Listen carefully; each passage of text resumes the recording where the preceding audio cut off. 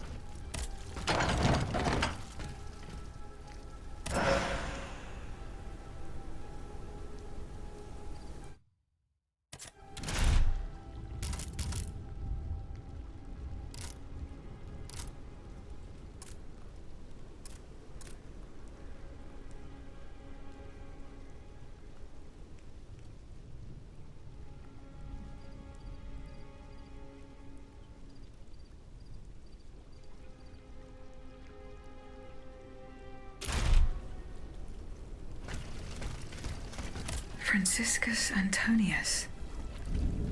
What unusual names. Whose cane could this be? Perhaps the guests at the Cordelier can enlighten me.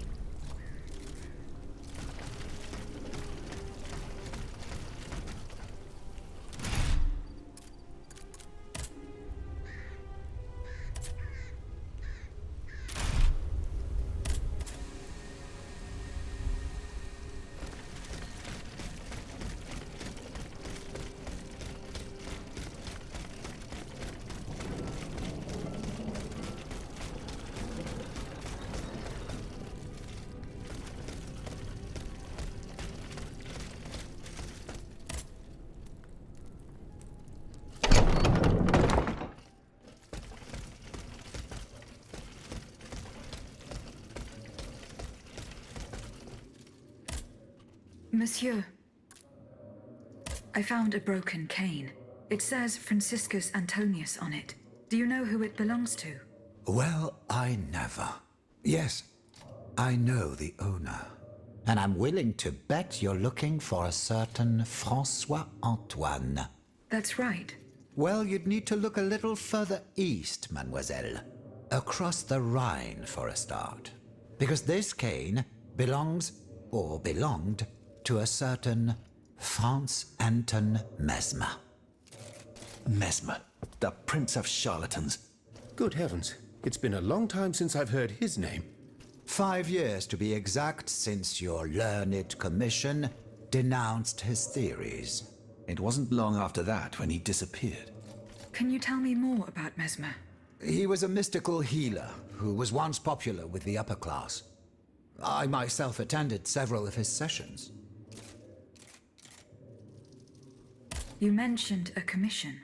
The king did not look kindly on the healer's popularity within the court. This led him to appoint a commission from the Royal Academy of Sciences. An institution to which Monsieur Bailly and I have the honor to belong. We were asked to investigate his alleged powers. The experiments that we performed allowed us to determine that Monsieur Mesmer's activities were pure charlatanism, a conclusion that destroyed his successful career the moment it was published. But there was something, Sylvain. A tiny flow of energy that my devices were able to measure. My dear colleague, must I remind you again that we were never able to reproduce your observations? It was obviously a momentary failure of your equipment. Perhaps. I'd like to be sure of it. What were Monsieur Mesmer's theories? He is a proponent of a theory called animal magnetism. He claimed to be able to channel a purported universal healing fluid by passing his hands over patients and using magnets. He also cobbled together a whole array of mad devices, each stranger than the last. Unfortunately, despite all his attempts, I don't know that he ever cured anyone. What happened during Monsieur Mesmer's treatment sessions? Oh, they were quite a spectacle to behold. Imagine well-born ladies afflicted with perfectly imaginary illnesses. A dimly lit room where incense has been burned to intoxicate the soul and cloud your vision. Amiable servants, half-dressed, gliding from countess to duchess to the sound of a sensual melody. And the great Mesmer, a doctor with wandering hands presiding over the wonderful scene. Oh, you should have seen them. Those grand ladies moaning, crying, and falling into a swoon, clinging to that strange tub. Du théâtre, ma chère. Pure theatre. When and how did Monsieur Mesmer disappear? The denunciation of his techniques was the start of a long descent into hell for Monsieur Mesmer. He was abandoned by his clients and resumed his research in virtual secrecy. I think he was hoping to perfect his so-called science and restore his reputation with the Academy. A hope that led him to associate himself with that dastardly Cagliostro.